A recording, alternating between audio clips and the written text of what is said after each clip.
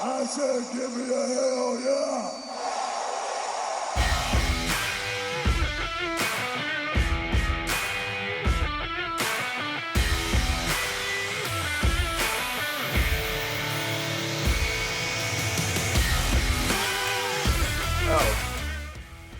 Hi, everybody, and welcome to a cost-cutting, free agency priming, Wednesday night warring episode of the Brothers of Discussion. We're going to talk everything from this week's massive WWE layoffs, venture into the land of the Wednesday night slaughter being at an end. It's over, man. It's no longer a slaughter. It's a real back and forth, maybe, or at least for 2 weeks. Or maybe a new slaughter's beginning. Anyway, we'll get into it. And Matt, unfortunately, we're going to have to take just a moment here to talk about one of the great voices in wrestling history. Passed away today at the age of 69, Howard Finkel. The Fink, one of the great in-ring voice. There's no hyperbole there, Matt. He's been there for so many huge moments. And I don't know if we want to jump right into it or you want to do the shenanigans that we usually start our shows with. Let's knock that out and talk about Howard. Yeah, we absolutely couldn't get past it because ever since we started the show, we've been doing impressions to honor Howard Finkel. And we've always even prefaced it by saying we're not making fun of him. We just have always loved him so much. And that's why, Mike, you do your impression is out of love and how much of a difference he's made in our lives. And I don't want to. All right, I'm gonna get this stuff out of the way, but that is the most important thing to us right now is the Fink. But if you could find us on Instagram, we have brothers_of_discussion, and YouTube. We are now sharing these podcast episodes through video with some Zoom conversations we're recording.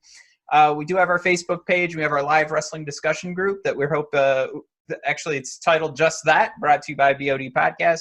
And that's in reference to our Twitter account and our website, which is at BOD Podcast on Twitter and BODpodcast.com to find the website. We're also brothersofdiscussion.com. And you can find this episode and so many others on Apple, Spotify, Google Play, like I mentioned, YouTube, Anchor, Breaker, Overcast, Radio Public, Stitcher, anywhere you can find podcasts. Head on over. Subscribe, rate, and review for us. It does a tremendous help to the ratings of the show, but also your ability or anybody else's ability to find it. So, Mike, with that, I hope. I do. You know, we do want everybody to follow, but yeah. The more pressing matter here is the Fink, and to honor him, I actually did want to go ahead and do a 10-bell salute because this is someone that has meant so much to us, and I felt it would have been, I don't know, like it would have been different if we're reading off anybody else, and that sounds morbid, maybe a little disconnected with humanity, but what I want you to know is how much Howard Finkel meant to us and how much he meant to the Brothers of Discussion. I don't mean for this to sound terrible, but it's probably a very short list of individuals who would actually get this honor from the Brothers of Discussion. This is a tremendous blow, I think. And it's tough for me to talk about because I'm thinking about it right now. And Mike, we're able to share our love of Howard Fink together. And I know it's silly and he's the ring announcer, but it was still something that we found a connection just because of what a unique voice Howard had and all the unique opportunities he had. And Mike, as you already talked about during our pre-show or our note taking were some of his achievements, and then you were playing his Hall of Fame speech. I'm pretty sure where he used the and new member of the Hall of Fame. But I like I said, I don't want this to come off too corny. I don't want it to come off like we're trying to get attention. We've been around for a lot of passing. Yeah, I think it's definitely appropriate for this show. I mean, you know, we started watching wrestling in the 90s when we were, you know, kids, and he was basically there for, you know, every major, you know, title change. He's the one that, you know, wrestling, as we're learning with this COVID environment that we're living in, so much of wrestling is, the sights and sounds. And one of the major sounds outside of the crowd is that ring announcer who helps sell the importance of the match. And, Right. When a title does change hands, I think nobody made it sound more of a, crowning achievement. And I think even Howard was saying, I'm the one who introduces you to the throne. In his Hall of Fame speech, he's there for all the greats, the Stone Colds, the Hogans, the Shawn Michaels. I know Edge and Christian really liked him a lot. He's also there, at the, God, what was it? 2000, the WrestleMania with the TLC. He's there for Warrior, all those guys that and knew, and you alluded to you and I doing like impressions of him. I think you could make the case that every ring announcer after that is, in essence, doing, professionally some sort of impression of Howard, putting that emphasis on the and new because of, what we've all learned that like connotative meaning is, like how big a deal it is to be that new champion. And it's, you want the belt, but the belt doesn't feel as good if you don't have that, that voice, again, getting you into the throne. I always loved the way the rules of the Royal Rumble would evolve, and so poor Howard had to kind of go into detail. It used to just be, every 2 minutes a new superstar will enter the match, and now it's like, and we need to make sure both feet land on the floor. So it was like he was kind of, like for me, binge watching Royal Rumbles back to back, you could see how he had to do like the evolution of the explanation as the years went by. So it was kind of a little fun note there. And then the other thing is, he got his little return for CM Punk when he had his feud with Del Rio. Mm-hmm. And Del Rio already had his own personal announcer, and CM Punk, brought on the Hall of Famer, and people really, freaked out for that, deservedly. So it's just, a couple cool moments I really enjoyed. Yeah, and let's just we'll jump into it here. I was going to mention that WWE Network, the first show that they had that was episodic was that House of Legends, I think it was called. And he was a goofball on that. He was a joy. But yeah, let's we'll jump in here. Again, this is just an opportunity to make sure that we're ensuring that the WWE universe and the pro wrestling fans of the world, no matter what brand you're a fan of, you're taking that time just to recognize one of the best. So again, forgive us if this is too corny, but like I said, just do it. I think people understand. Do it. This isn't going to be too long of a list that we would do this for, and Howard's one of them.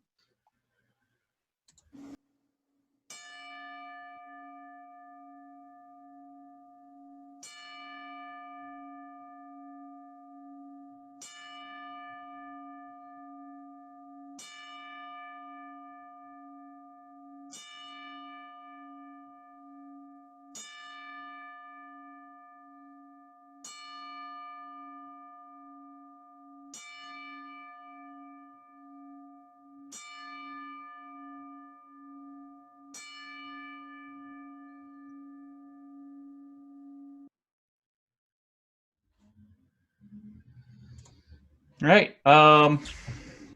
Everybody, thanks for letting us do that. I'm just sitting there talking about Howard, and I hadn't actually let myself really think about it, and that was I was just sitting there describing how I felt, and I did get all teared up.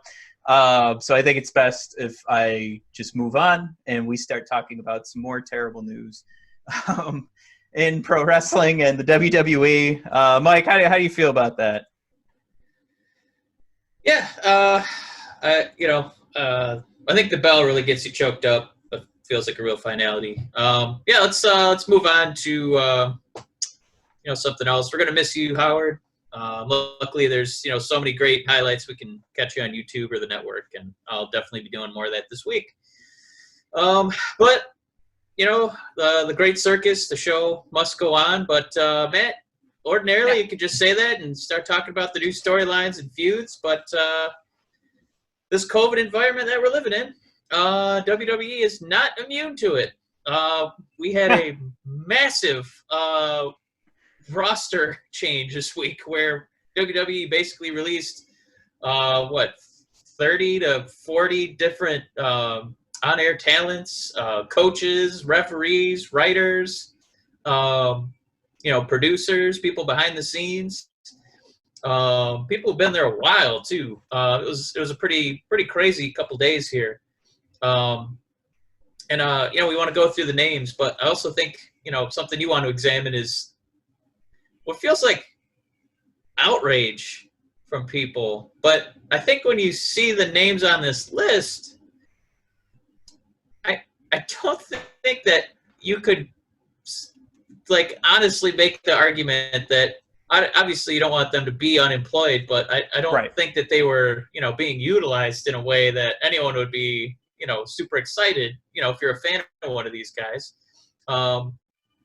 If we go through some of the highlights of this list, Matt, Drake Maverick, Zack Ryder, Karl Anderson, Luke Gallows, Heath Slater, Eric Young, Rowan, Sarah Logan, No Way Jose, Mike Chioda, my God, EC3, Aiden English, Leo Rush, Primo and Epico, Kurt Angle, Lance Storm, IRS, the Kanellis family, Deonna, some of the writers too, some of the people who came up with the Otis and Mandy storyline, which I was a big fan of. How near and dear Otis is, and I think we both follow Mandy on Instagram for the articles. So we've been, pretty tuned into that storyline. But did your screen just close? My Zoom app just updated while you were talking, so this audio. It just gave me an alert that you were the host, which. Yeah, right. About right. My meeting room, but no, my Zoom just signed me out and signed me back in, so it decided to update mid. That's what we're looking for. We'll figure this out later. Yeah, thanks, great. So man, this is a pretty big list here. I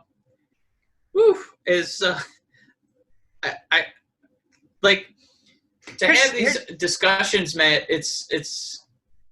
I for you, I already know where your head's at, so it's kind of hard to ask these questions. But is anybody outside of being unemployed, is anybody really worse off, on-screen talent-wise, being released? The argument is now they're not getting paid during this hardship. So are they worse off financially? Yes. If the argument is that these guys want to see themselves in a better storyline or closer to a main event, this was that solution. This is for most of these people, this is that celebration we had for the revival last week. So job-wise, pro wrestling-wise, getting to find better opportunities, getting an opportunity to prove yourself, this is that better option. Mike, I got fired myself. So in my head, the way I looked at it was, this is now my chance to prove that I know what I can do elsewhere. And I actually, I wasn't happy at my former job at all. So I can really see myself in some of these, in the shoes of some of these pro wrestlers. I'm not a pro wrestler myself. I do marketing, but when you're not happy with where you're working, and they do put you in this situation, it does suck at first, and I can totally empathize, because again, I was just there 3 weeks ago. And even though, the conversations I had with my wife, before it happened, were oh man, this feels like this is it. I'm finally going to get out of there. This is going to be the end of that work relationship.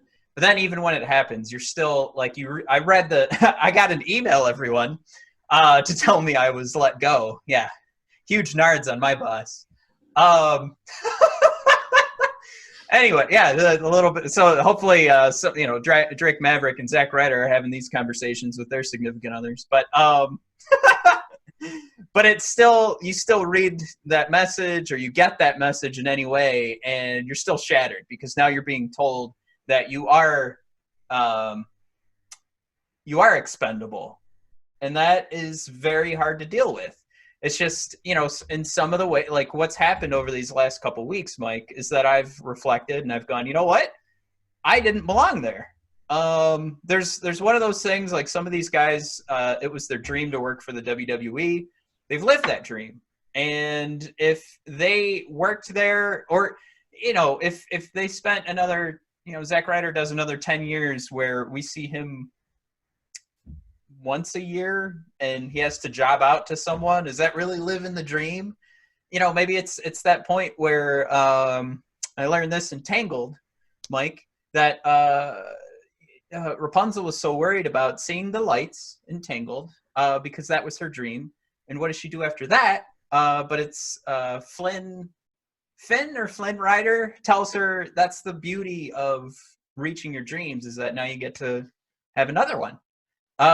So this just means all of these guys get to hit another point in their life where they get to, you know, become a champion elsewhere. They get to prove themselves. They get to bet on themselves. And if it's not pro wrestling, a lot of these guys have shown in the past, like, a lot of talent. I'm looking at Karl Anderson, Luke Gallows, Drake Maverick, EC3. Like, these guys just ooze. If it's not pro wrestling ability, it's charisma. It's Aiden English is another guy. I mean, it's just this ability to actually be an entertainer, performer, actor. I don't want to see them at like a Universal Studios stunt show, but it would be, you know, it would be pretty tough for me to imagine these guys not getting work. Mike Chioda's a tough one because you kind of figure this guy's a career referee, so.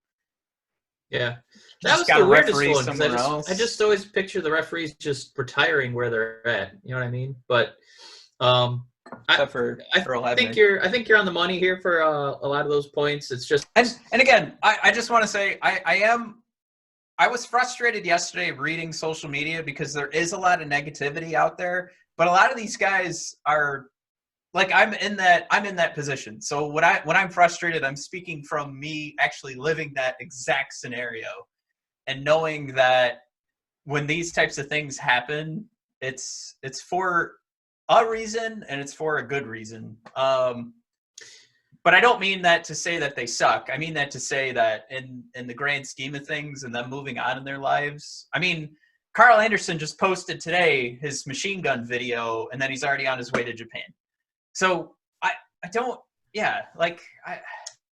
mean, these guys are going to be okay. Because it's fresh in my mind, but I was listening to Brody Lee on the Jericho podcast, and he was talking about sometimes how hard it can be if you're not, you know, somebody doing what's kind of in Vince's vision.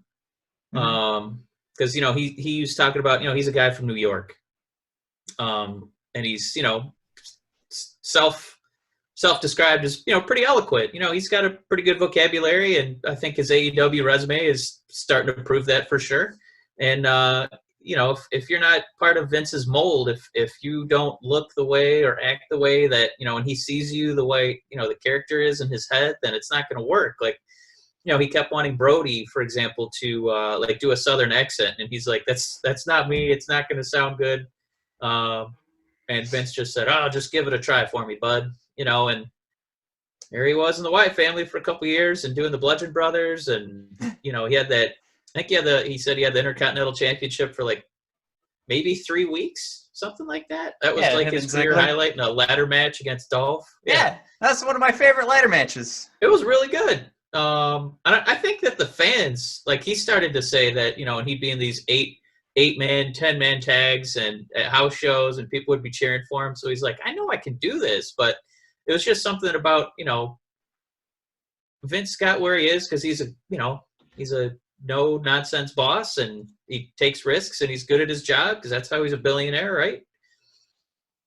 But, yeah, I think for most of the people on this list, I don't think that, you know, Rusev or No Way Jose or, you know, Rowan, Brody, you know, Drake Maverick, I don't know if those guys really are at their creative ceilings with how Vince was looking and treating at them. And so it's okay I think it just means that WWE is going to be one way, and all these guys can definitely go, and achieve their goals somewhere else. When Drake Maverick posted that video of him, pouring all his emotion out, getting fired never feels good. And I look at a guy like that, and I remember him walking into WWE, and he's maybe 5 feet tall, about $120, and or at least that's how he looks. And I think about a place like AEW and how they'll give Marco Stunt a job, and comparatively, Drake has been in the game a little bit longer, but I mean that's a place, there's wrestling promotions that could easily find work for Drake Maverick. Right. Because he's so good on the mic. He's hilarious. He will do any job for you.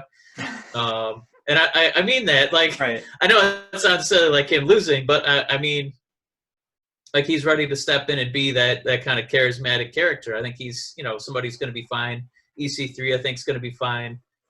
He certainly didn't seem like he was ready to, take his ball and just go home and give up. I think he's definitely ready to, maybe look into New Japan, the Ring of Honors, and the AEWs. That's the only tough part about this is I could legitimately see AEW finding value in most of these guys who are released in some capacity. Yeah. Even somebody like No Way Jose, who, again, I think to kind of connect that with what Brody was saying, how, I'm an eloquent New Yorker, but Vince looked at me and thought, hillbilly. So I'm going to be a Southern hillbilly. Hillbilly. No Way Jose. Well, you look Latin. You're going to be a dancer. And it's the dude's 6'5". Did you know that? He's 6'5". He's 260 pounds. He's as big as Roman Reigns. Yeah. So, I mean, you could just change that. You could be anybody at 6'5", 260. Jeez. He doesn't have to be a clown anymore. You know what I mean? So a lot of these guys, I'm not worried about them. I think a lot of them are going to do fine. Leo Rush can talk his way into any job. He's great. I mean, Sarah Logan could definitely beef up any women's roster if she wanted to keep wrestling. Eric Young would be, a hell of an addition anywhere. We've talked about him. Essentially, he was almost like an on-camera coach when he was with Sanity. He did really well in TNA, and he'll be great wherever he goes. I just want to. I'm not as upset as other people. I'm right. I'm bummed that they don't have a job. I want them to get a job as quickly as possible, and I know it might be tough. We all keep. Even I just guiltily said it. What's AEW going to want to do as far as signing people? They can't be immune to what COVID's doing to the economy. Right. So, I mean, it's not like they're just going to be lapping up all these guys and just getting all these cast-offs from WWE, but these are guys who I think with, the right minds, and especially in an arena where they let you have that creativity match-wise and promo-wise, I think a lot of these guys could really shine on TNT with under Tony Khan and under Cody. And I don't know if there's, there are those guys on this list that you have more concern over others. But I do ultimately think when this happens, and I've been hearing this, when I struggle to find a job, you hear the right one's going to pop up eventually. And what you have to tell yourself is just, right now, I've never been happier in my entire life. I get to spend my days with my baby girl. I'm collecting unemployment. It's pretty great. And I'm nice and relaxed and stress-free. The most stress I have now was I gave my baby girl little puffs today for the first time for her to chew on. And she thought they were swallowables. So we had to fix that problem real quick. Luckily, they dissolve. That's what they're made for. So, yeah. But yeah, that's the biggest stress in my life. But half of that was me just going, all right, got it.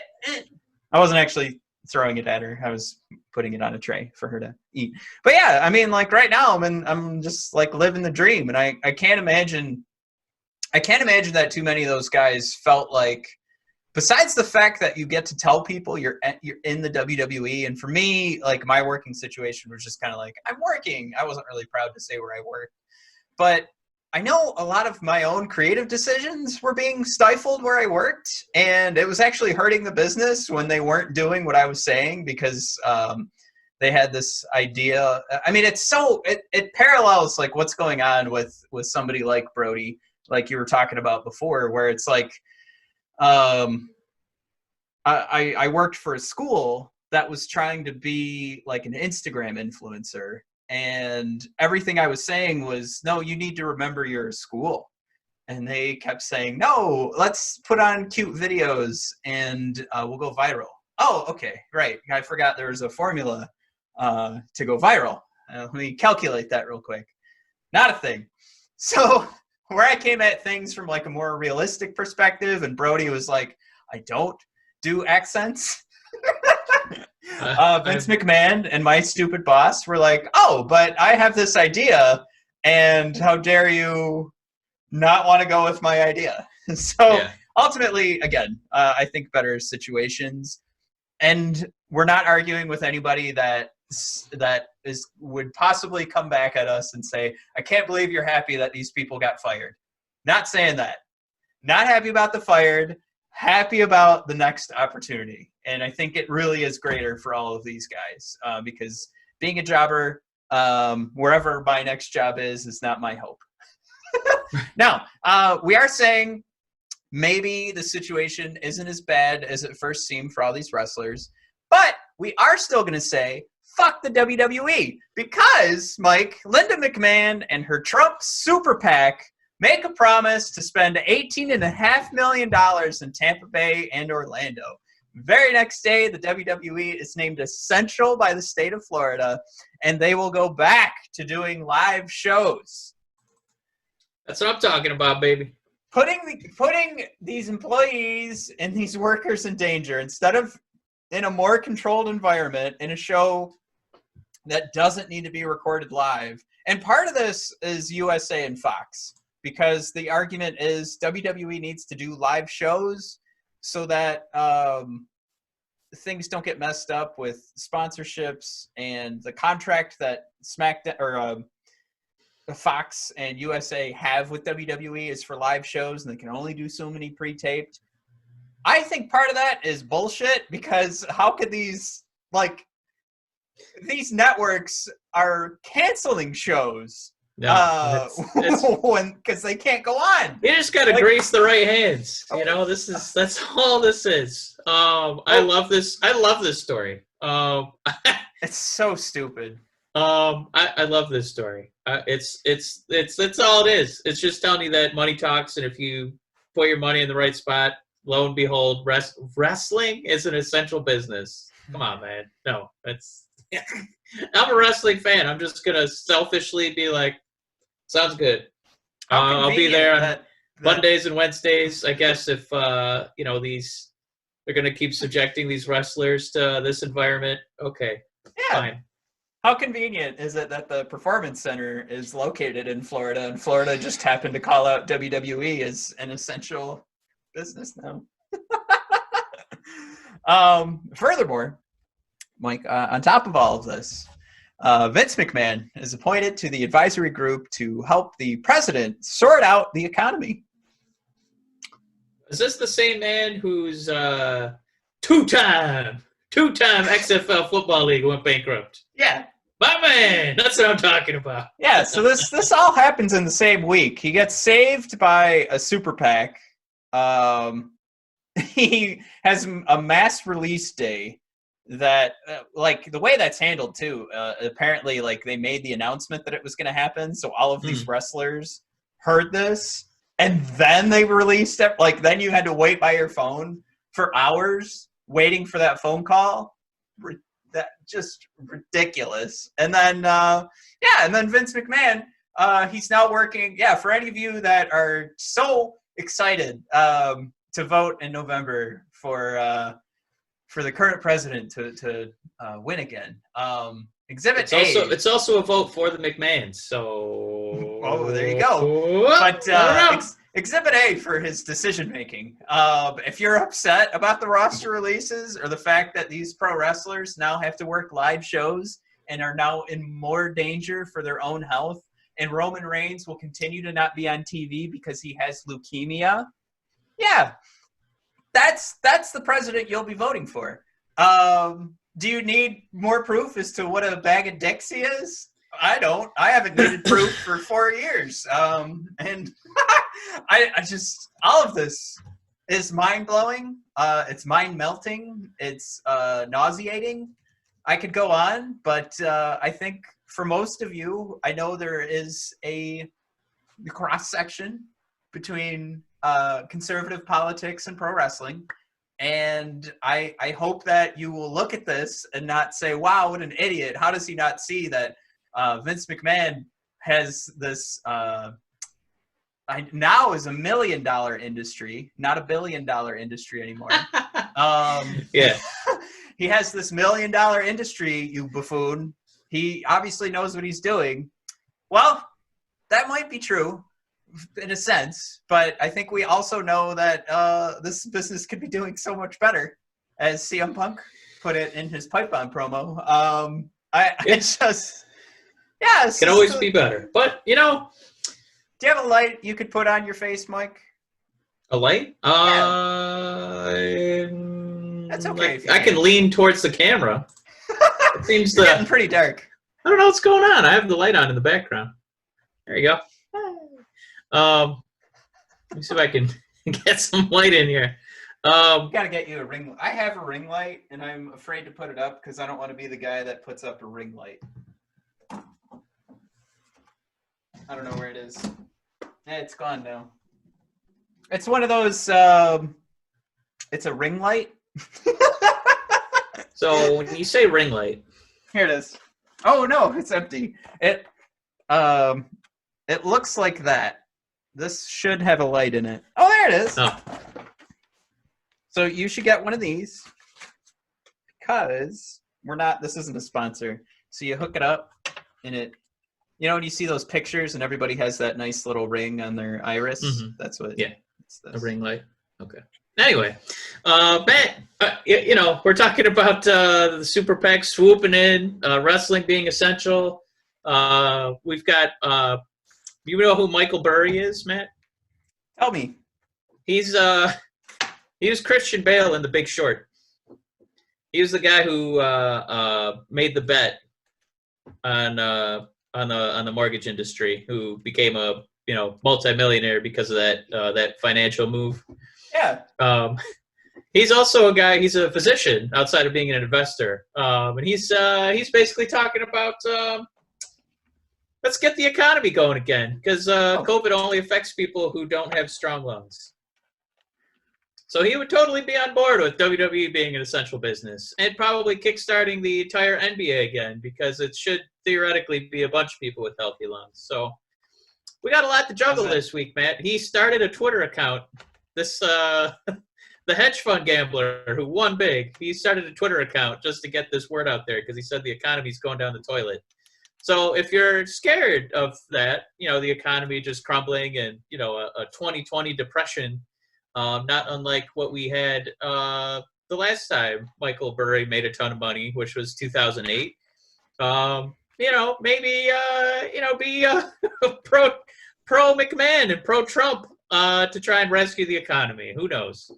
I'm just saying that one of the voices for this is a guy who's very rich from what he thought before. So he has a resume for these kinds of things.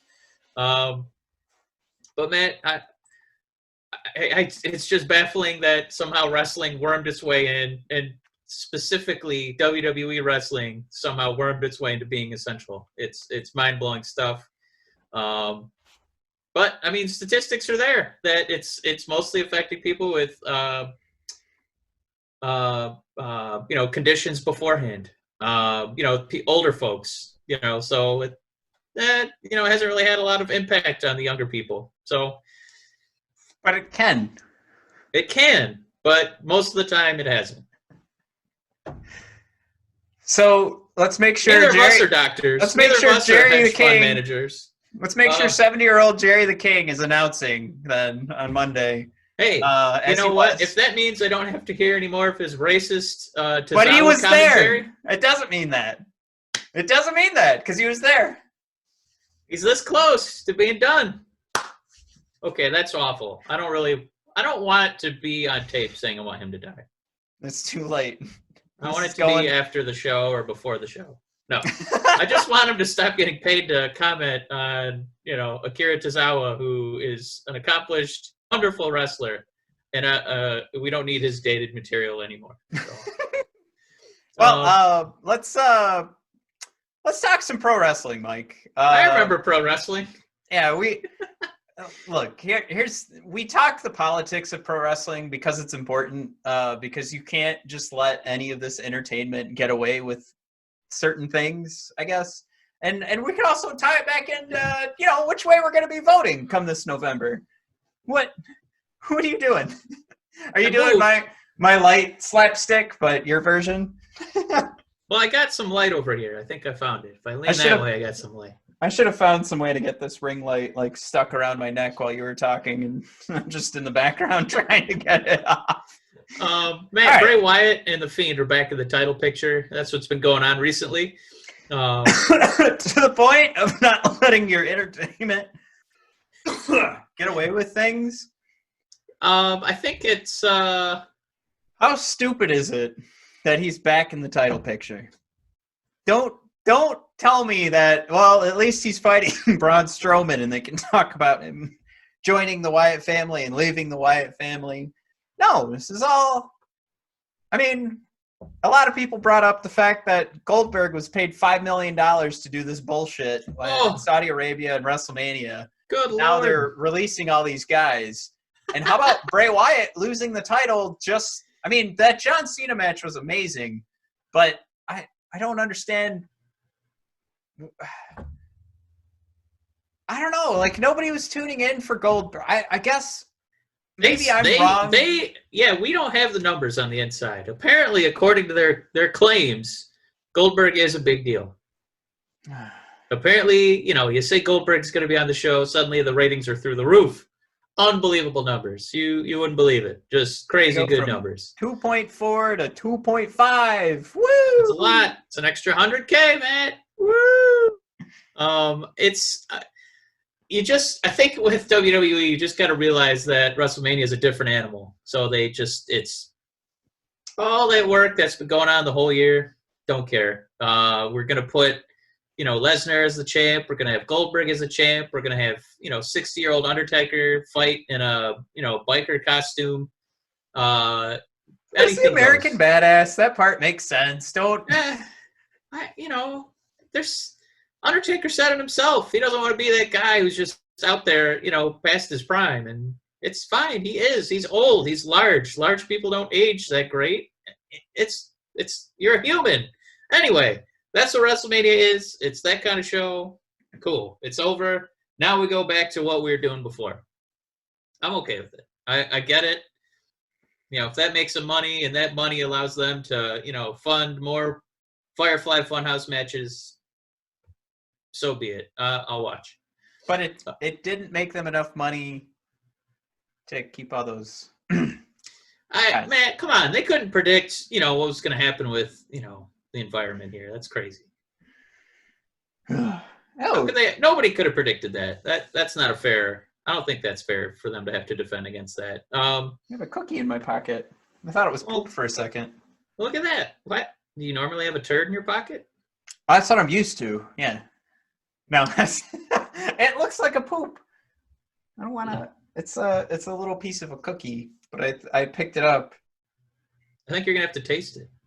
I don't want to. Taste it on camera, man. Looks like this because it went through the wash.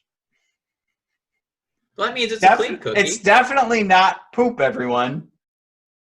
It's definitely poop. It's 100% poop. I love the video hijinks that I can get into now. Just not happy. Seth Rollins says goodbye, Mike, to Kevin Owens.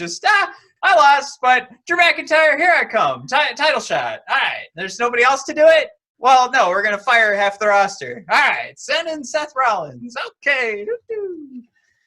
Which, again, part of this is Bray Wyatt with Braun Strowman. That's actually what I asked for a while back, but I didn't need the title to be involved. And then Seth Rollins fighting Drew McIntyre for the title. that makes perfect sense. You've got the slimiest heel, but it doesn't make sense what happened before. Like, there wasn't. I need something to make sense in between. Like, Andrade and Drew McIntyre fighting on Monday Night Raw was probably the deepest storyline that I've seen in WWE storytelling in years. It was just that they went back to Andrade injuring Drew McIntyre in the NXT Championship match, and that was part of the reason that they were going to go at it on Monday Night Raw. That makes sense. But, you know, just saying, like, things will make sense eventually is always what grinds my gears, if I may. Is this week 2 away from WrestleMania? Yep. So I'm going to be okay with that, because WrestleMania is supposed to be like, all right, we've closed the book. Now we start a new book. So I think I'm okay with it, because we got to start this somehow. It's such a weird formula, though, right? In pro wrestling, like, we know, oh, well, he's going to lose at WrestleMania because he's going to get a title shot tomorrow. Yeah, you know, it's a new book, man. You just gotta, what's going to happen here? You know, we got to set up everything. Oh, if you're reading a series, they don't just, oh, well, the bad guy's going to die at the end because he's going to come back. Well, like Scar, you know, he lost in a dark match. You know, he lost the Pride. But then he would eventually overcome Mufasa, and he'd be the champion for like 20 years, like a San Martino run, until Simba grew up and, you know, came back for the throne. So right, it might be a dark match, a house match that nobody even sees, you know. And but what we got was, you're talking about the situation like with Seth Rollins. A lot of Disney Plus references on this show, but go ahead, man. What you're talking about with Seth Rollins is seeing the beginning and the end, and WWE skips the middle. Disney gave you the middle. Disney skipped the beginning for Scar. Right, because you don't need to know. They can show a picture of Scar, and you know his story. You know his background. He has a scar. Saw a picture of Seth Rollins. I knew his story. I'm like, that guy's going to marry Becky Lynch. But then you also got the beginning of the story. So that's what I'm saying. No, man, it's a new story. It just started 2 Mondays ago. They're the underwear gnomes from South Park, where they have a great idea. They have a beginning.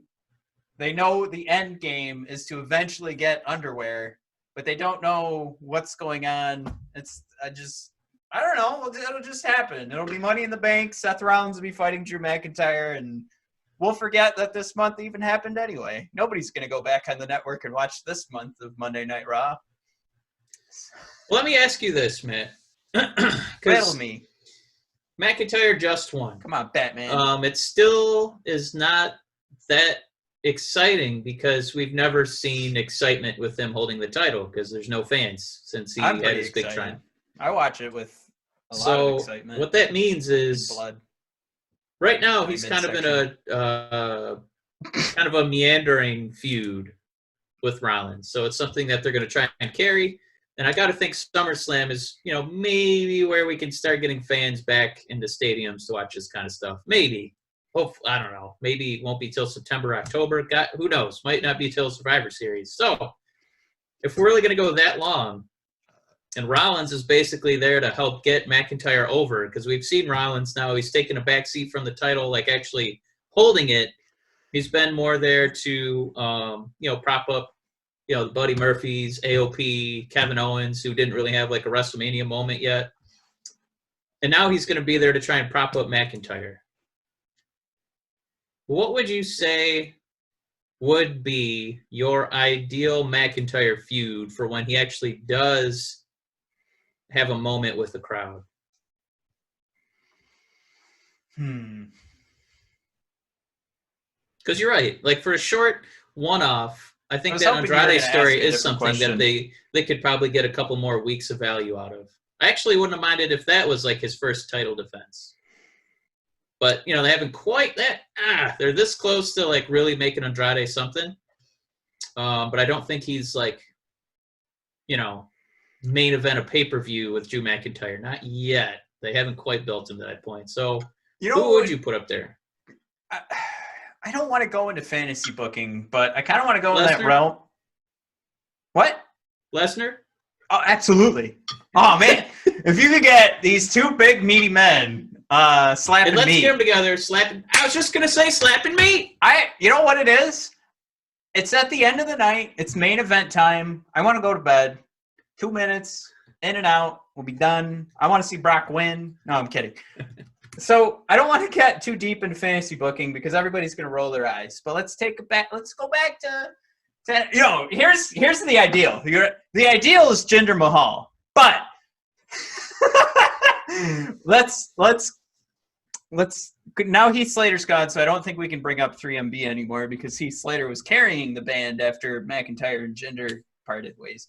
But anyway, I'll just say it. Adam Cole at SummerSlam. Let's get that NXT title off of him. Let's get back into that storyline where Adam Cole actually, beat up Drew McIntyre with Undisputed Era, part of their introduction. Let's jump back into that. Let's do that. Let's tell that story. There's a reason that they were targeted.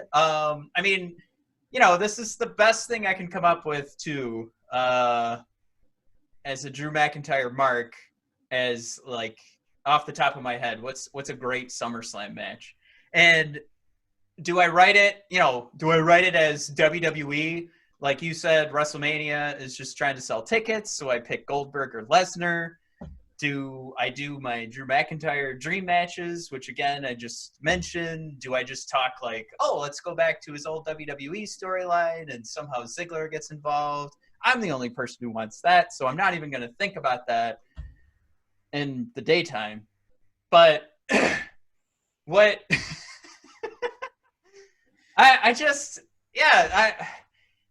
what if it turns into like a unification and I there's so many things I could say here, like, I want to see Bray Wyatt and Drew McIntyre go at it. Like, Seth Rollins and Drew McIntyre at SummerSlam is better than Seth Rollins and Drew McIntyre at Money in the Bank with no background or storytelling, but the fact that Seth Rollins ran in after losing at WrestleMania and super kicked Drew McIntyre. Right now, I'm not ready for the Adam Cole match, just because I think they've built up Drew is such this massive, imposing force. Adam Cole visually in the ring, it would look like Daniel Bryan going in there. Yeah. With the size. There's a reason to do and not do anything, but. Yeah, I'm just. I think you were actually you started off pretty hot. I think that Jinder Mahal suggestion. I know they've kind of SummerSlam. Jinder Mahal should be right now. That's a story that would write itself. Seth Rollins should be SummerSlam. Jinder Mahal should be right now. That could go on for 2 months, 2 pay-per-views, whatever you want to say.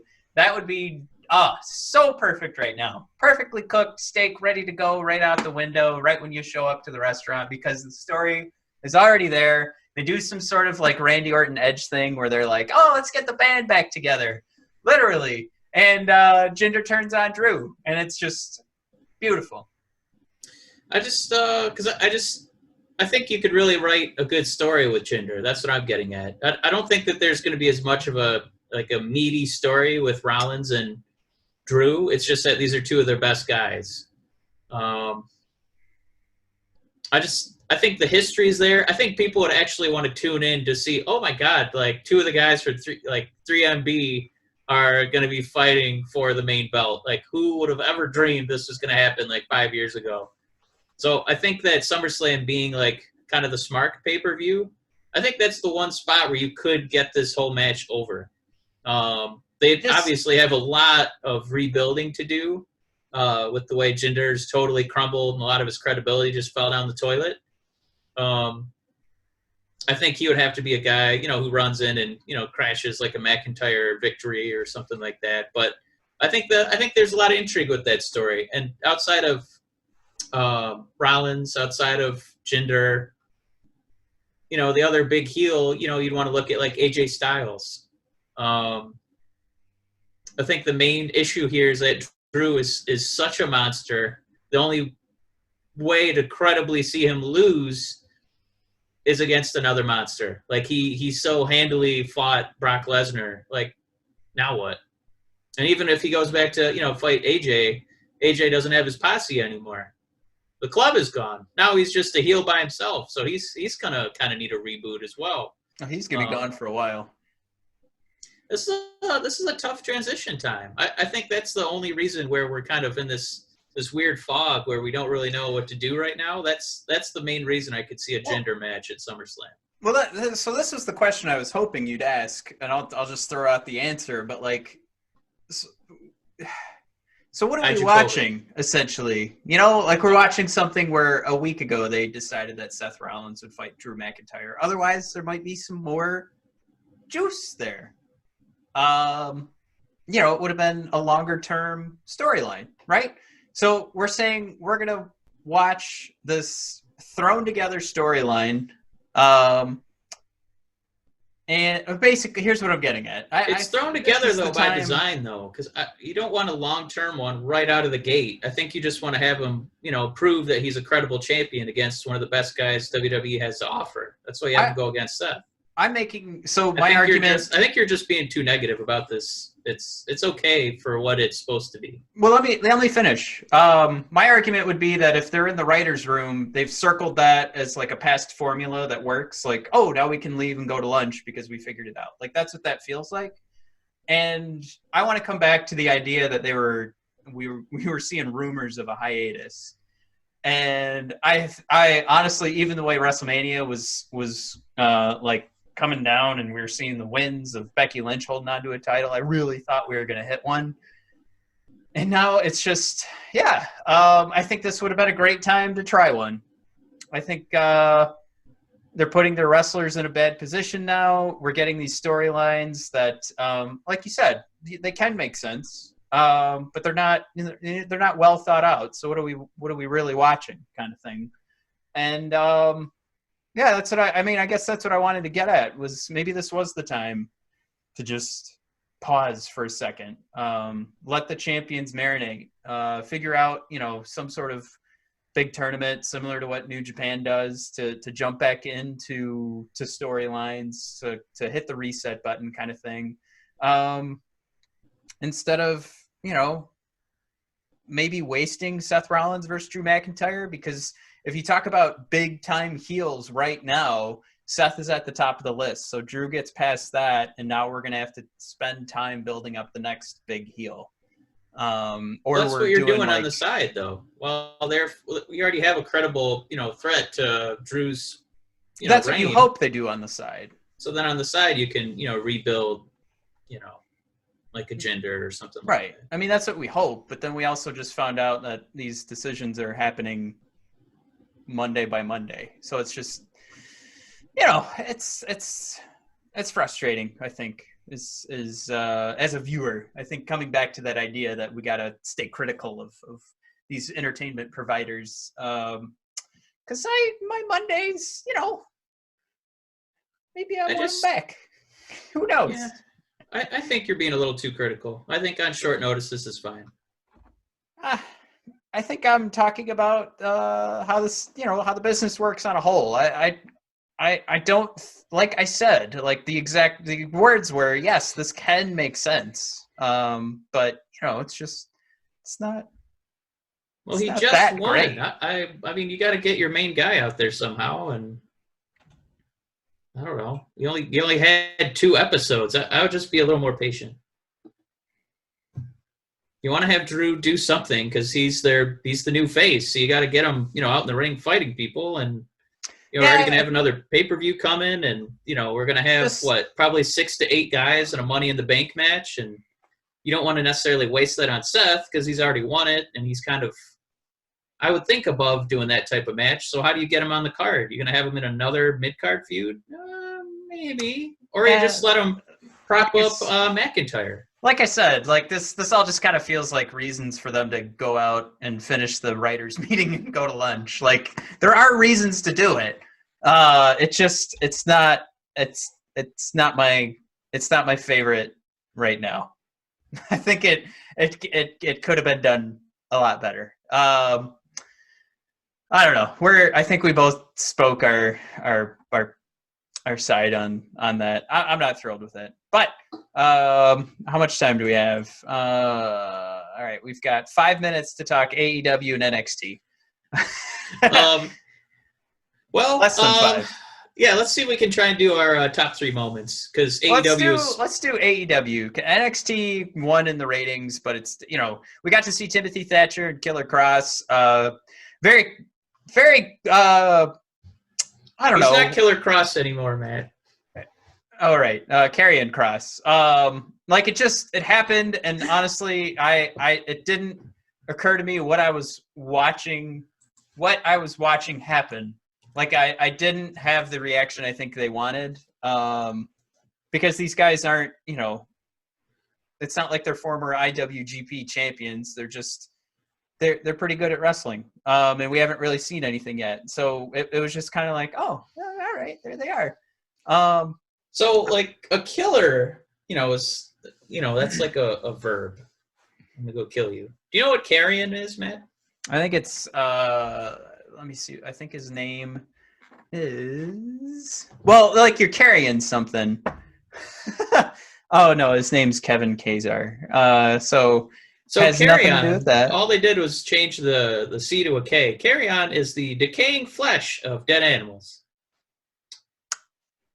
So his new name is Dead Flesh Cross, which is not as bad as Killer Cross, apparently. I feel like there's some sort of Google translation search and thesaurus.com use here, and it just didn't. They found the K word, and they didn't do enough research as to what was going on from there. Yeah, it could have been like Murderer Moss or something, but I know we already have Riddick Moss, so maybe they didn't want them to look like brothers. I think they wanted to get rid of the killer. Murderer wouldn't accomplish that. It's not killer. Yeah, but he's murderer. All right, what if we call him First Degree Frank? Well, we also had Finn Balor and Velveteen they're getting ready to go at it next week. I'm pretty psyched about that. I got to say, this is one of those matches that you kind of wish was happening on like a bigger card. And we've talked about this before, since NXT's kind of turned into what NXT is now. A lot of cool matches happening with Finn Balor, and they're just not they're kind of underwhelming. Flair, Charlotte has this roster is so great, but I'm going to kick the shit out of everybody promo, which we got a response on Twitter that was, I like this promo. And it was just, it's confusing because this roster looks like it's about to be destroyed. Like we jokingly predicted last week, Mia Yim's going to be first one up. So that's, geez, oh Pete, I hope that somebody was listening to the show and was like, oh, that's perfect. It's almost like Kane going up against Daniel Bryan after he wins at WrestleMania 30. Yeah, like, what a fart in the wind. Like, oh, here comes comes an easy win for Charlotte. Well, like with the women's division, I wasn't a huge fan of that Flair promo, but actually I really liked what they did with what is that new girl's name? Is it Angela Gonzalez? The one hanging out with Dakota Kai. She's kind of the muscle. And then she's fighting Tegan Nox. And then Shotzi came out. I think Shotzi's got a chance to be something. I kind of like her charisma. I like her goofy entrance sometimes when she comes out in a tank and a little army helmet. But that's just the pomp and circumstance. I think the human herself is charismatic enough that she could have got by without all that. But that just adds to it. I think that's going to help her sell some T-shirts. Raquel Gonzalez. Raquel, thank you. Yep. Yeah, she's only been on TV a couple weeks. But, I thought that was a good match. I think Tegan's, she's probably – if we didn't have Charlotte in the way, I was, kind of excited for this division. I was excited to see Tegan go up against Bianca, and Bianca's called up now. See what happens with her against Shayna. See this women's mid-card feud with Tegan and Dakota.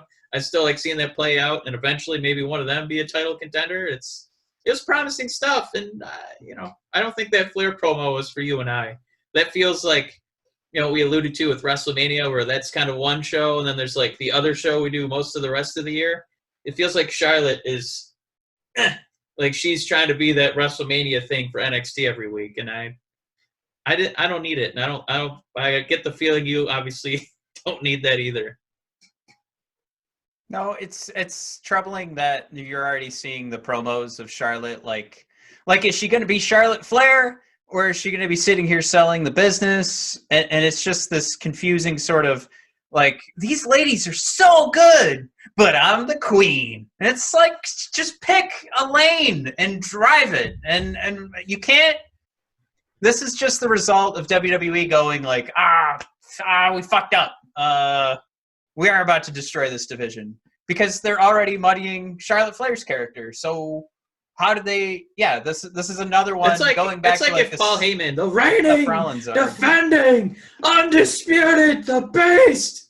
But god damn it, does he respect you? And then he and Brock like both vigorously shake hands with whoever he's gonna fight. No, he goes out there to be a killer. I mean, right. a carrion. So. Yeah, I wasn't I wasn't excited about Flair, but I genuinely liked that Gonzalez, Tegan, Dakota, Shotzi encounter. I like watching those four bump into each other. I like that a lot. So what happened on AEW, Mike? Well, it was mostly a one match card. Moxley and Well, wait, let me rephrase that. Tell me how you felt, right? Because we're assuming everybody. I had fun. I'm really digging Jericho on commentary. I think he's right up there with the Macho Man, because he's giving us the insider stuff, but he's still like in character, being a comedian of sorts. Yeah. He even got a few popskis out of Shivani, who had to stop calling the match and start laughing. But this was like a series of squashes up till the main event. Murder Hawk, Lance Archer, who Jericho reminded us has been in this business about 20 years, so now he's finally getting a shot. So it's just kind of, oh yeah, good for him, finally getting on TV. Colt Cabana did the job for him. Sammy Guevara got a win. Shawn Spears got a win.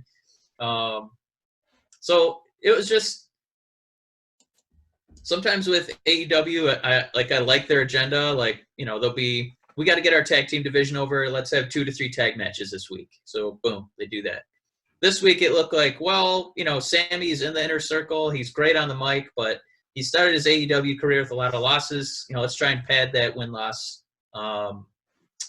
disparity a little bit. Same thing with Shawn Spears. He's going to be the chairman. He's going to be the guy who has a nickname because he mashed the CEO with the chair and broke his skull. But he never wins. So we got to start, giving these bad guys some wins. Let's build up some more heels, especially if they're going to have Jericho, slowly take a back seat and let these other guys kind of step forward, let the young guys step up. So I think that's what the goal of this episode was. I think it did a good job doing it too. And AEW continued that strategic placement of baby faces and heels kind of circling the ring as if they are part of the crowd, and you can hear them booing or cheering or wooing on knife edge chops, and I think that contributes and makes it a better viewing experience. And then the main event, obviously it wasn't at the level of WWE releases, like people just I don't like this, but the Moxley and Jake Jack Hager match, a lot of people were kind of being grumpy cats about it. It was an empty arena match, and they called in special guest commentator Jim Ross himself, who, in classic Jim Ross fashion, Matt, you would have really appreciated this. He, when Moxley won, he said Moxley hits his finisher, the pyramid shift. It's the paradigm, but they both start with P, so nobody corrected him, and he just kept going. But it was, it kind of looked like what we saw at WrestleMania. It was, quiet, so you heard a lot of grunts. And then I think the surprising thing, Matt, was that when you looked at your TV and you said, Shivani's like, up next is gonna be our main event, and it was like 9:22. I'm like, whoa. And so basically after the entrances, those guys fought for like 30 minutes on a regular episode of AEW. They went from like 9:30, ding, ding, ding, all the way up till 10 o'clock. Man. So it was a little bit of a different fight because, Jake Jack, he likes to do the submissions. He's a legitimate, he's a amateur wrestler. He did UFC. The guy's, an actual man you don't ever want to fight. But it's going up against Moxley, who are used to seeing, pulling out the toys and, cracking people. And I don't think their styles meshed super well, but it was still entertaining enough, and the right guy got over. And I don't think Jake Jack should be upset that that's his only loss so far in AEW. It surprised me that people were so critical of it after, we watched essentially 8 hours of that for WrestleMania weekend, silence and grunts. I thought it worked for what it was. Yeah, I will never stop saying I hope we continue to get like some version of audienceless matches. I think there's still ways to do it better or improve upon what you're doing. But I don't hate it. How many times do we watch these matches and we're mad at the audience for not reacting the way we need them to react? So take that out of it. Just you wouldn't have that thought if you weren't watching a match happen and just trying to watch what's going on in the ring. I can't tell you how many times I've disagreed with what you get these reviews from Bleacher Report. We've talked before, and I've told you that I end up watching wrestling with the sound off, and then you're like, "What? You missed the pop!" And then we walk away, and I'm like, "Yeah, I really like that match." And then everybody else in the rest of the world is like, "That was dumb. That was filler for the middle of the blah de blah." And it's like, yeah, but watch it with it on mute, and you don't know what the hell's going on. You don't have to worry about the announcers telling you who to root for. You don't have to worry about the crowd telling you whether or not they're bored. You can just sit there and watch it in the middle. Like if a wonderful experiment would be to, without telling anybody, like switch the 9 o'clock hour with the 8 o'clock hour of Raw and have them watch it and see if the same ratings come out.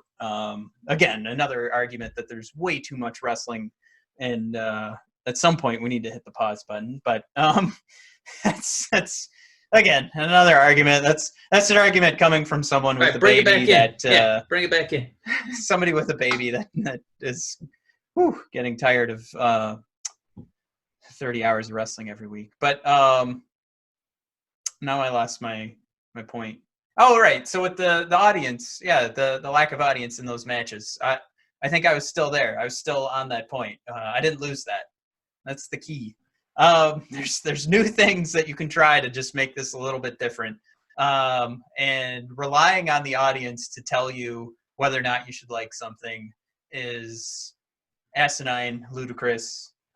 We do it with every other TV show. We don't worry about the audience. So, yeah, I'm not saying get rid of the audience forever. I'm saying okay. I don't enjoy it because the audience tells me to.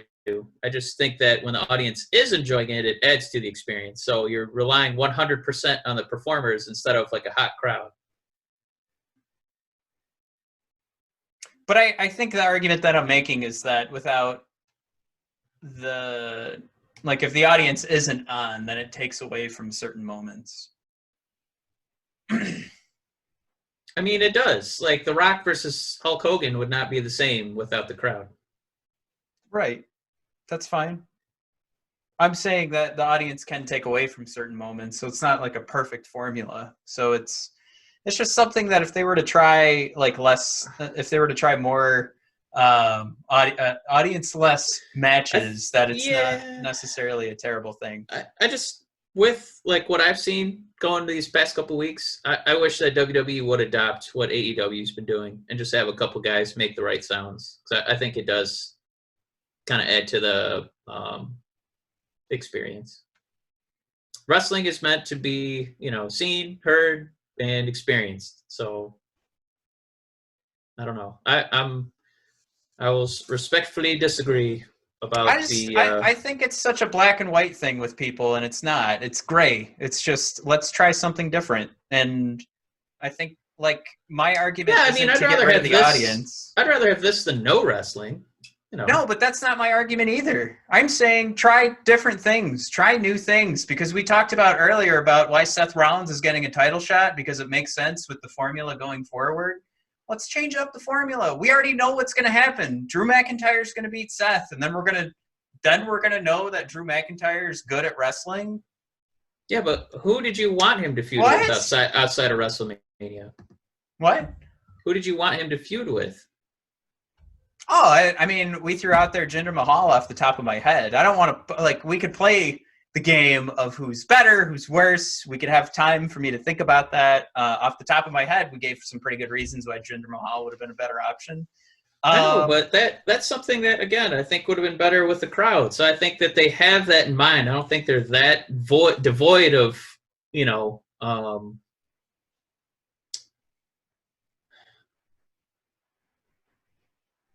like the depth of what that story would bring. It's just, I don't think they want to burn it up right now. I think you can, save it. Well, I think, and they'd have to rebuild Jinder. So I don't think right out of the gate, WrestleMania, you have Jinder come back and immediately get jobbed out. I don't think that's what you want to do. I think you can build it up. I mean, yeah, you can. I think it just goes. It even goes back to what I said before, where there is a reason to not do the Jinder Mahal match right now. There's a reason, like I said, a reason to and a reason not to do Seth Rollins. But that isn't what I'm arguing. I'm arguing about changing this formula that we all think is like, this is the only way pro wrestling can work, or like we like it because it fits the regular formula of wrestling. It's the same.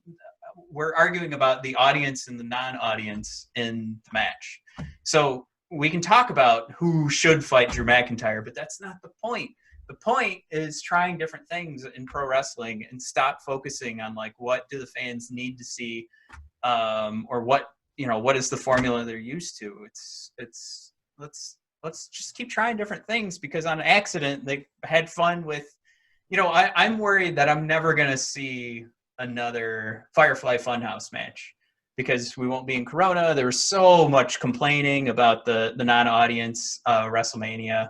And now again with the AEW thing, is if they have a choice, like that's what's so ludicrous to me, is the idea that you're getting pro wrestling and the complaint is that there's no audience.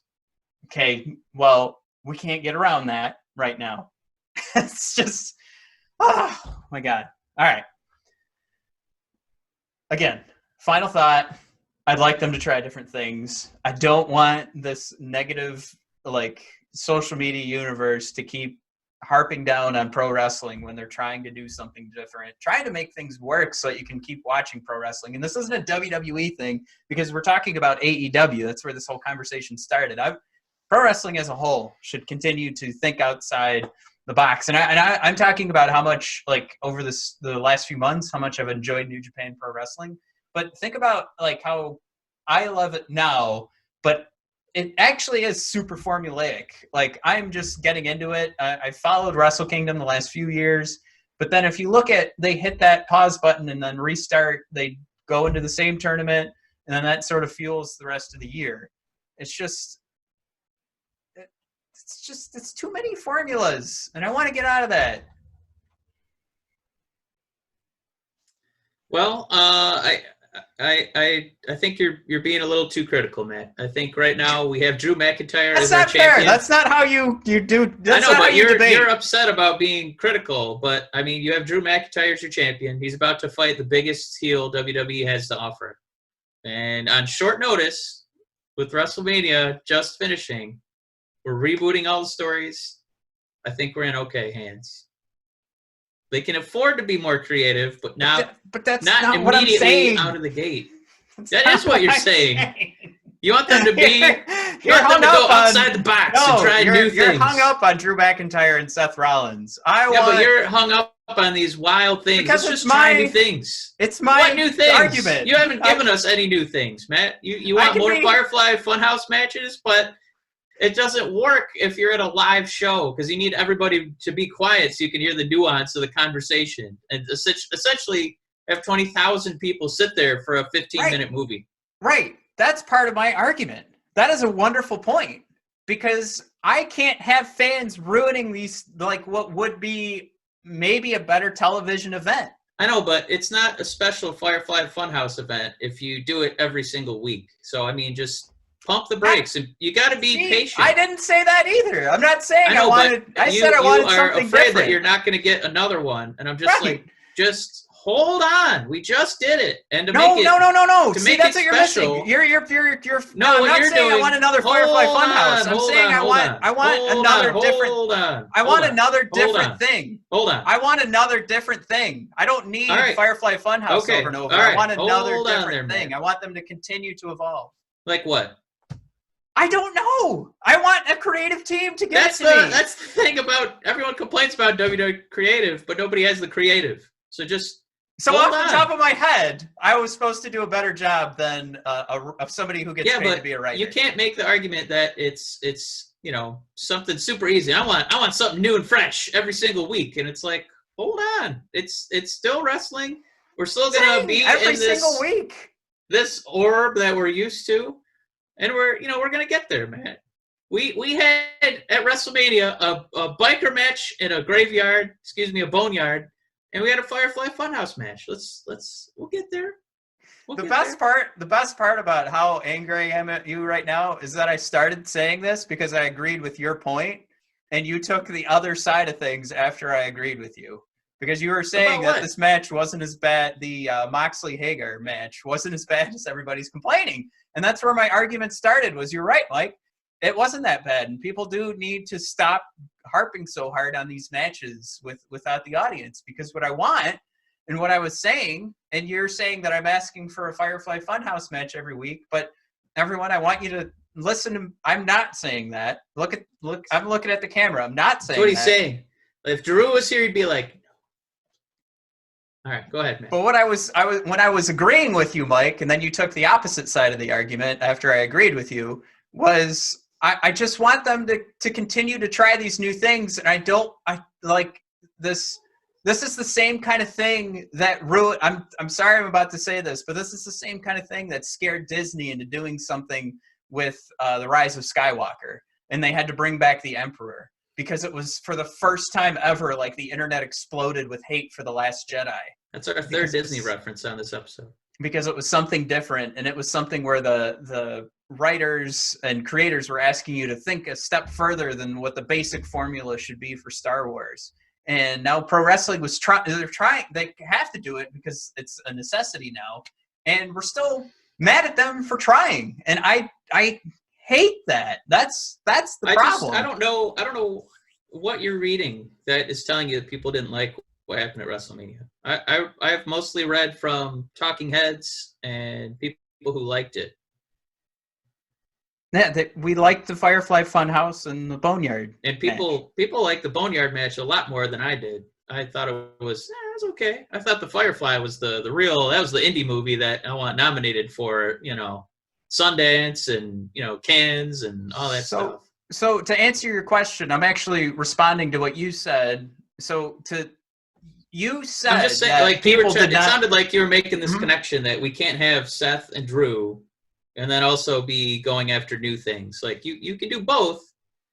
I'm just saying to build the asset that is Drew, do that. I'm happy with that. I'm also happy to do more experimental theater matches, especially when we're in these bizarre scenarios that we're in now with right. COVID. So when I brought that up, I was building my point as to what would be the reason to keep trying these different things, and then we started talking about people get into the audience being a part of what pro wrestling should be, which got us back into the conversation about formulas, which is where I then re-referenced Drew McIntyre and Seth Rollins. So that's where all that came from. I don't want you to miss that point, because that was brought up. That was me replying to one of your responses. So when we were talking about like what wrestling should be, that's where that idea of formulas comes in, and that's where the idea. I know, but you're really close to being like you're really close to being like the Trunchbull from Matilda, saying, I love the schools except for all the children. It's like, I like going to wrestling and being part of it. I'm not saying the audience is a problem with pro wrestling. What I'm saying is we put all these shoulds out there, and then what happens is these companies get too afraid to try something different. And would we have the Firefly Funhouse right now if it wasn't for Corona? Absolutely not. So we enjoyed that so much, and are we ever going to get it again with fans complaining just nonstop about let's make sure the fans are a part of wrestling. That's the only way you can do it, and all of these onlys and shoulds. And yeah, the Boneyard match was good, but we can't do that next year because the audience would just be sitting on their hands during WrestleMania. And maybe you don't do it during WrestleMania. I'm fine. Let's go gray on it. I don't need it to be at WrestleMania. But I loved it so much, and it made me feel like a kid watching wrestling again, and it was so fun, and, you know, it was magical. It was fantastic. There was so much sci-fi and supernatural Yeah, I just don't know what you're reading about people who didn't like it. That's where I'm coming from. Okay, well, I'll repeat it again. I am referencing what you said about people not liking Moxley and Hager. So when I said people don't like audiences not being there, that's me taking your words. So I was responding to what you were saying. Yeah, but I just wouldn't have gone down this. I wouldn't have gone down this giant rabbit hole because it's not a 100%, you know, broad stroke. I don't know. I think a match like that needed a crowd because it, you know, it's in the ring. It's more traditional match, so that's why it would have benefited from a crowd. Not, you know, a boneyard match that's pre-taped in a graveyard. Those are two, you know, totally different entities. That's all. Well, yeah, but that's not part of the argument. Like, nobody's saying we should get 30 people to stand outside the boneyard match. I think I've made a great point, and you keep turning my point into something completely different. I'm not talking about bringing people into the boneyard match. I'm talking about making sure that we still get, like, I know, but then you're making the creative argument then that you want more of these empty arena matches. I would say that's accurate, but it's because I want to see something I don't think different. we need to see zero of them, but I think it's objectively better to watch a ladder match with a crowd than, you know, what transpired at WrestleMania. But that's what we know right now. I'm saying that if we don't keep trying to improve, like, we'll never know if there could be something better without a crowd. Yeah, I mean, you can experiment. Yeah.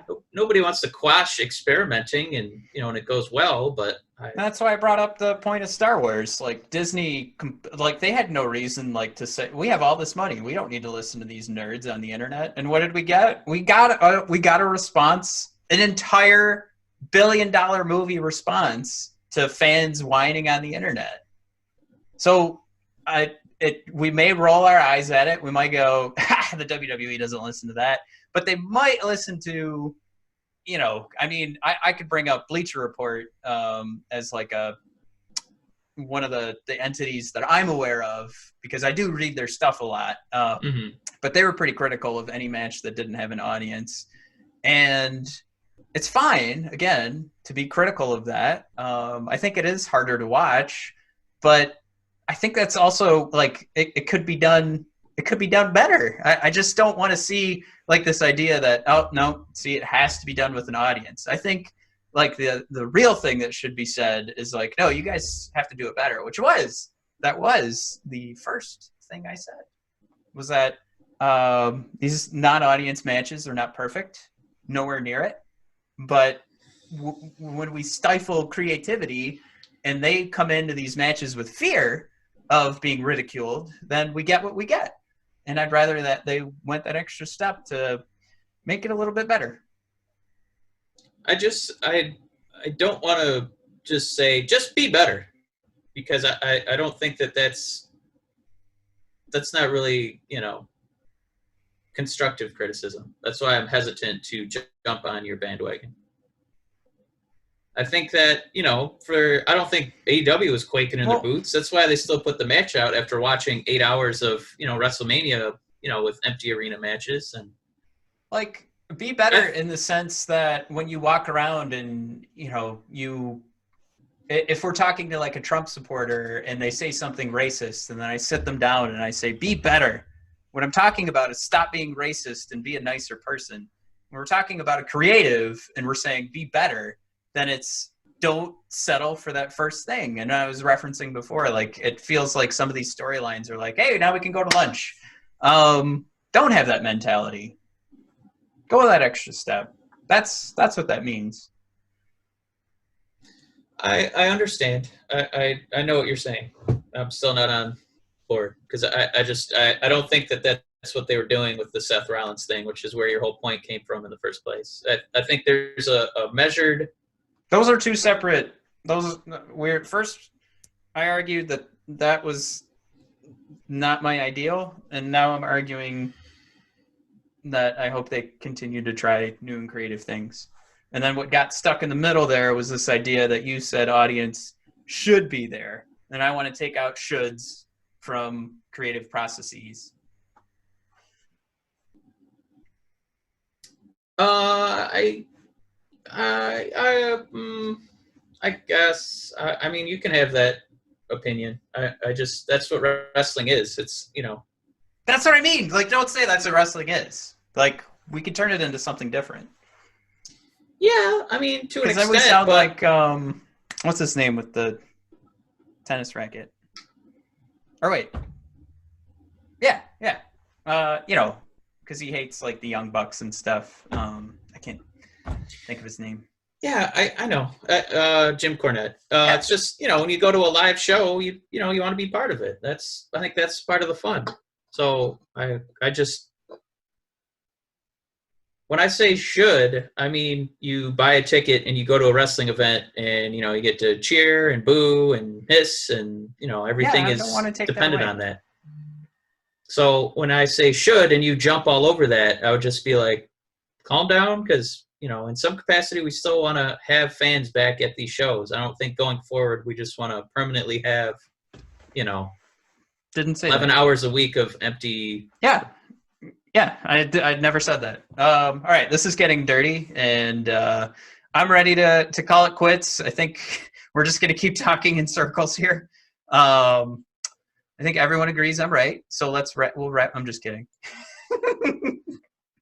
Very few, man. Sorry. I know, that's what hurts, Mike, because we're going to wrap this up, and most people are going to agree with you and say, you know what, he is right. Audience should be at live events, and I'm going to be stuck in YouTube world going, nope, that's not what I said. But I'll be stuck in YouTube world, just fucked by preconceived notions. All right, everybody, check us out on, please subscribe, rate, and review on Apple Podcasts. But we are on Spotify, Google Play, YouTube, Anchor, Breaker, Overcast, Radio Public, Stitcher, everywhere that you find podcasts, we are available. We're also on Instagram. As the brothers_of_discussion, and Twitter at BOD Podcast. And we are also found on BODpodcast.com and brothersofdiscussion.com. But anytime that you can subscribe, rate, and review, please do so it'll help the ranking of our show. Thanks for tuning in wherever you are. And remember, if you're watching us on YouTube or IGTV, that you can subscribe to us on those podcasts so that we'll just go ahead and give you the updates when everything's ready to go. Or, subscribe to the YouTube channel right now. It's, where is it? Let's see. If I'm recording this, it'll probably be down over here. Yeah, so do that. All right, everybody. Thank you so much for tuning in. I hope you enjoyed the argument here. We went way too long, so this isn't going to make it to IGTV. But thanks for tuning in. Have a good one.